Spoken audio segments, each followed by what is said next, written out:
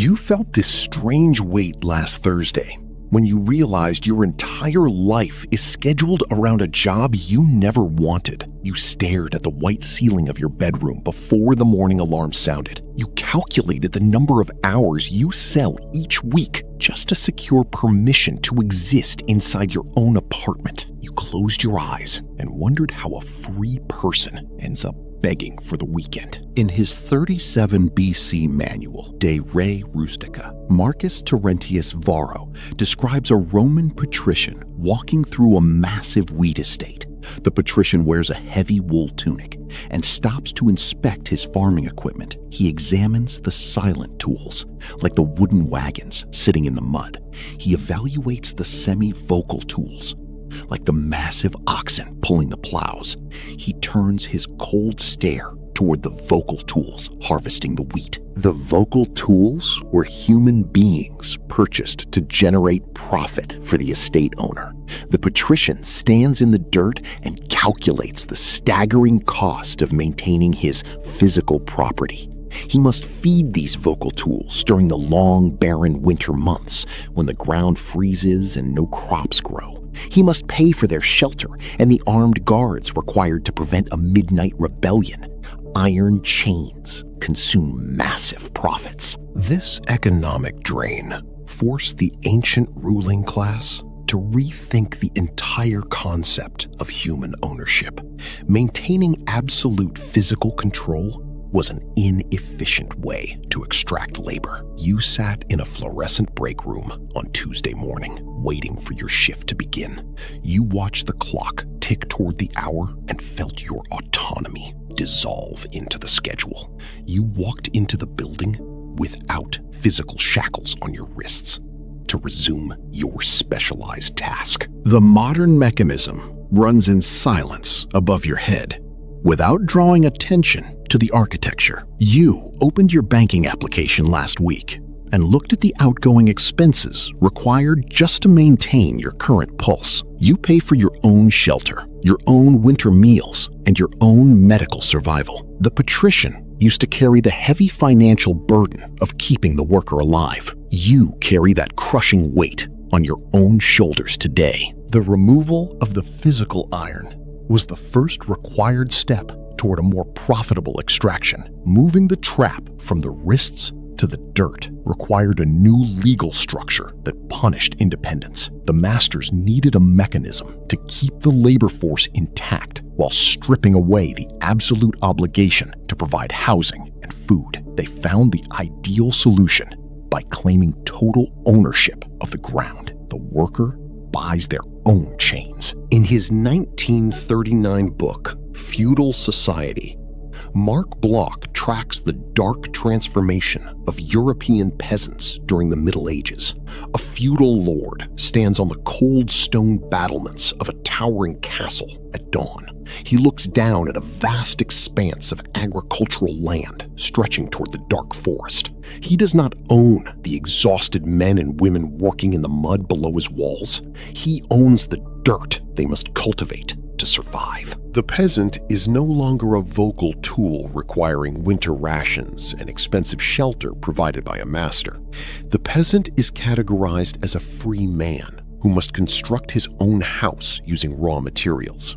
He works the land until his hands bleed and surrenders more than half his harvest in exchange for the absolute right to exist on the property. The master receives the crop without breaking a sweat. The illusion of physical freedom masked a deeper economic captivity that trapped generations of families. The peasant celebrated his release from the iron collar while depending on the lord for access to basic survival. You experience this specific geographical trap every month when you transfer a massive portion of your income to a property owner. You typed your password into a payment portal yesterday to send your rent. The soil replaces the metal chain. You traded 10 entire days of your physical labor just to secure permission to sleep indoors for a few weeks. You looked at the remaining balance and calculated how much you need to work next month to repeat the same cycle. The peasant believed he was working for his own family while handing the surplus to the castle. You believe you were building a career while handing your surplus to a bank. Monopolizing the land secured the harvest without the heavy burden of maintaining the individual worker, ensuring the worker never realized they could survive without the Lord, required eliminating the wild alternatives that existed in the dense forests. The architects of this system knew that a man with access to free land would never agree to surrender half his labor to a man sitting in a stone tower. They had to close the open spaces. In his 1516 book, Utopia, Thomas More details the brutal reality of the English enclosure movement that shattered the working class. A wealthy nobleman sits on a purebred horse and orders his armed guards to erect heavy wooden fences. They build these barriers around vast tracts of common land where local families hunted and farmed for generations. The nobleman drives the local farmers off the fields with absolute force. Independence was outlawed by design. The common land was the absolute final escape hatch for a peasant who wanted to exist outside the feudal contract. The wooden fences destroyed the ability of the individual to survive on their own terms without a master. The nobleman converted the shared fields into private sheep pastures to generate massive wool profits for foreign markets. The displaced farmers faced starvation and freezing temperatures. They had nowhere left to run from the bitter cold. Taking away the free land was a deliberate tactic to create artificial desperation among the working class. If a human being can feed themselves, they cannot be forced to accept miserable conditions for someone else. You felt the crushing weight of this manufactured desperation when you considered leaving a toxic workplace last year. You looked at your savings account and realized you lacked the resources to survive more than 2 months. You thought about buying a small piece of land outside the city limits to grow your own food and escape the relentless pressure. You searched the internet and discovered the massive property taxes, zoning permits, and building codes required just to put a cabin on a patch of dirt. You closed the browser window and accepted that living off the grid is a luxury reserved for the wealthy. The modern enclosure uses paper barriers. The ruling class manufactured absolute hunger to guarantee a permanent line of willing workers outside their gates. The displaced farmers had nowhere left to turn. When the ancient forests and shared pastures were locked behind iron gates and legal deeds, they packed their meager belongings and migrated toward the crowded, polluted cities to beg for any form of wage labor. They traded the open sky for a dark and suffocating industrial room.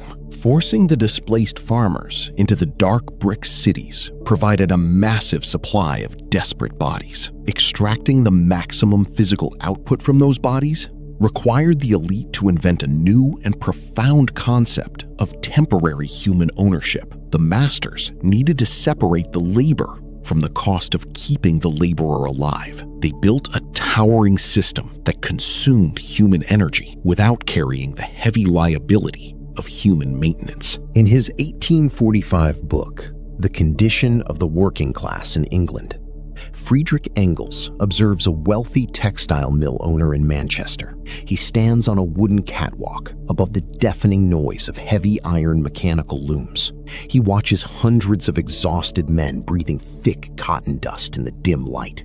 A massive iron gear snaps and crushes the arm of a desperate. The owner does not summon a doctor to heal his broken property. He dismisses the injured man without a single coin of compensation. He replaces him in that exact moment with another desperate man from the massive crowd waiting outside the brick walls. He perfected the financial model the ancient Roman patrician could never achieve. He rents the human body for 12 hours a day.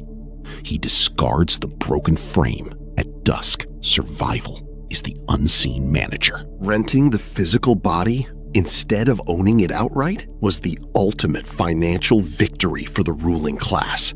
The employer buys your most productive hours and chooses to ignore the cost of your medical care, your housing, and your eventual decline. The immense risk of your continued existence belongs to you alone.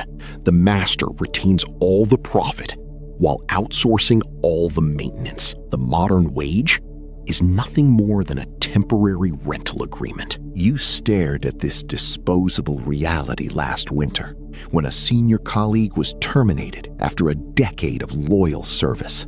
You watched him carry a small cardboard box to the glass elevator while the remaining staff stayed in total silence. You went back to your monitor and typed with heavier force.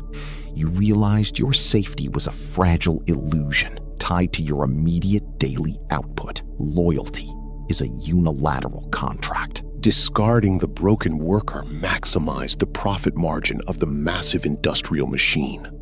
But the architects knew that a rented body might harbor a free mind. And a free mind eventually questions the spinning gears. Raw physical exhaustion was not enough to prevent a massive rebellion among the rented bodies over the long term. They needed to program the human mind to accept the factory conditions before the worker ever arrived. In his 1916 book, Public School Administration, Elwood Cubberley outlines the fundamental purpose of the modern educational system. A stern headmaster walks the aisles of a silent classroom in a brick building. He watches rows of children sitting at rigid wooden desks under dull light. The children wear identical uniforms and wait for a harsh brass bell to ring before they stand.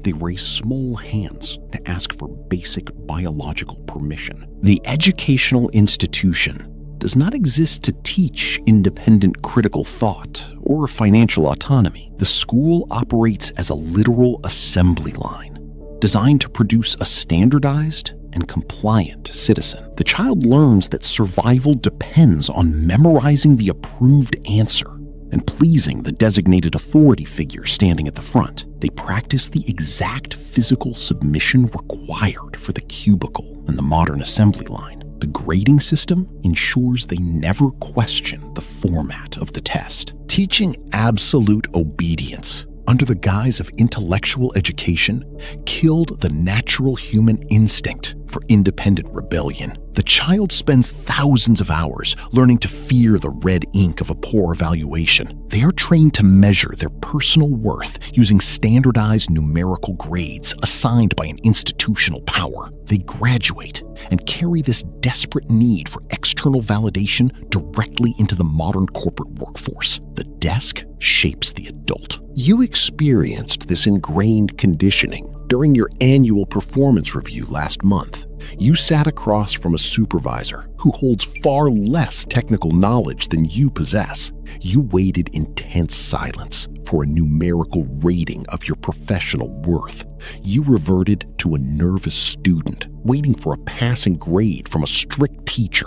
You outsourced your self-respect to an institutional metric based on a standardized scale. Programming the human mind for absolute compliance secured a permanent line of docile workers willing to sit still. Ensuring those workers returned every single morning required altering their fundamental desires to embrace the endless cycle. A compliant worker earns a steady wage, but a satisfied worker might save that wage and escape. The architects needed a psychological lever to make the worker hand the money right back to the master. In his 1928 book, Propaganda, Edward Bernays describes a public relations executive sitting in a leather chair inside a New York office. The executive reads a detailed report indicating that factories are producing more goods than the public requires for survival. He stares at the production numbers and understands a terrifying truth. If the public only buys what they need for basic existence, the entire economic engine will grind to a dead halt. The executive designs a massive national campaign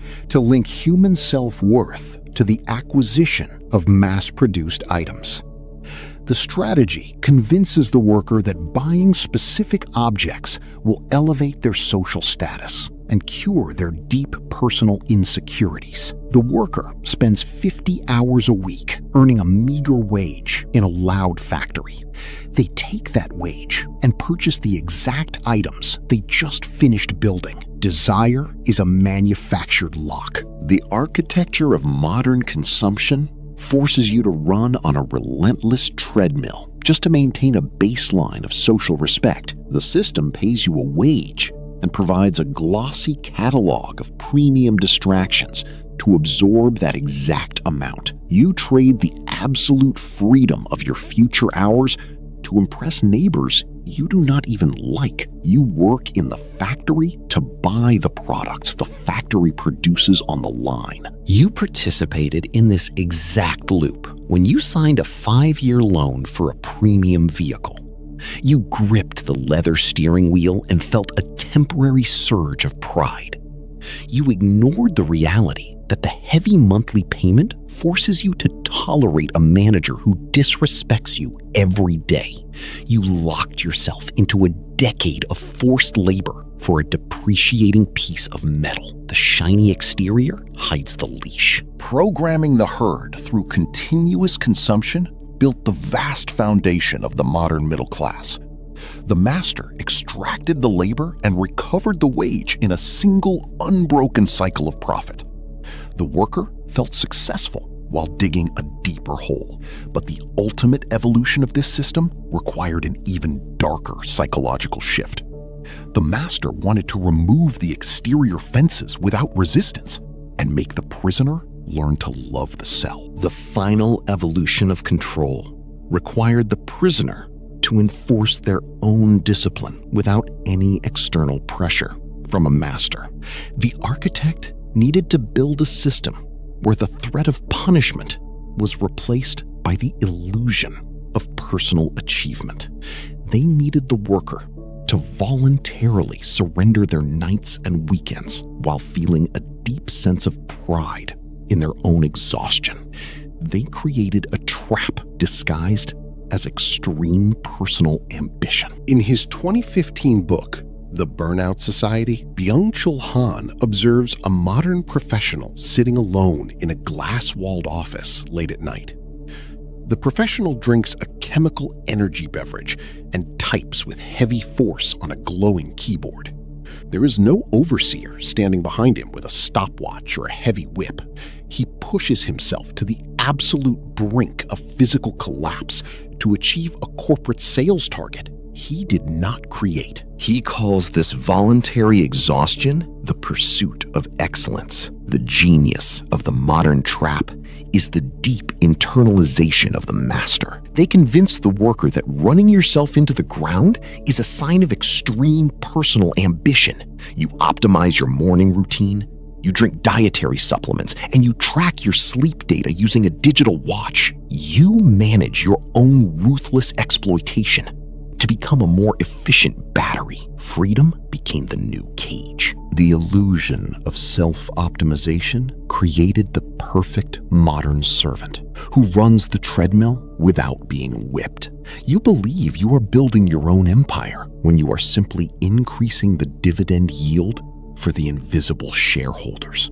You measure your human value by your daily productivity output and the speed of your email responses. You protect the warden's secrets and maintain the iron bars of your own enclosure without being asked. You felt this intense internal pressure last Sunday afternoon when you opened your work laptop instead of resting. You felt a wave of deep guilt for watching a movie while your competitors were getting ahead. You surrendered your weekend to the company without any manager asking you to log into the network. You built the walls of your own enclosure and spent the afternoon polishing the heavy bars. The calendar swallows the profit. Escaping this magnificent architecture, realizing that the invisible walls only exist as long as you depend on their supply lines. The entire massive machine relies on your absolute inability to survive without their corporate permission. Severing that deep dependency breaks the fundamental contract of the modern herd. You must stop asking for a longer chain and a softer mattress and focus your energy on picking the lock. In his 1997 book, The Sovereign Individual, James Dale Davidson tracks the shift of power away from massive central institutions. He describes an independent operator sitting at a small wooden table with a portable computer. The operator writes specialized code that solves a specific, complex market problem. He sells the digital solution directly to clients across the globe. He holds no physical inventory, employs no human managers, and answers to no corporate hierarchy. This individual completely severed the core dependency that keeps the vast herd trapped in the cycle. He stopped trading his irreplaceable hours for a flat institutional wage determined by a human resources department. He built a digital asset that generates constant revenue while he sleeps. He bypassed the middle managers and captured the direct value of his own mental labor. The modern plantation relies on your inability to sell directly to the open market. Autonomy requires severing the cord. The moment you figure out how to capture value from the open market, their entire control architecture collapses. You stared at the exit door last month when you sold your first piece of independent work online. You looked at the payment notification on your phone and realized the money arrived without a manager approving the transfer. You felt a profound shift in your internal gravity as the deposit cleared. You saw a tiny crack in the ceiling and realized the massive open sky was waiting right behind it. You understood that building a parallel supply line is the only way to stop begging for a raise. You stop negotiating with the people who built the trap and start building a quiet exit strategy using the tools available on your screen. The digital world provides the map out of the physical maze. Building that quiet exit requires time and absolute mental clarity. Securing the hours needed to dig the tunnel requires starving the beast that feeds on your continuous daily consumption. The herd is managed through its endlessly expanding material needs. Every time you upgrade your lifestyle, you hand the warden another piece of your future time. The ultimate rebellion is reducing your baseline of survival to the absolute mathematical minimum. In his 65 AD moral letters to Lucilius, the philosopher Seneca observes a wealthy Roman merchant returning to his sprawling villa. The merchant is exhausted, deeply anxious, and in heavy debt to finance his lavish evening banquets. Seneca notes that the man is a total slave to his own heavy possessions. The merchant must work without pause to maintain the marble statues and the imported silks that define his high social status. He lacks the time to think, to read, or to exist as a free human being. The system relies on you becoming exactly like the exhausted Roman merchant. The ultimate rebellion is refusing to participate in the consumption cycle that finances your own captivity.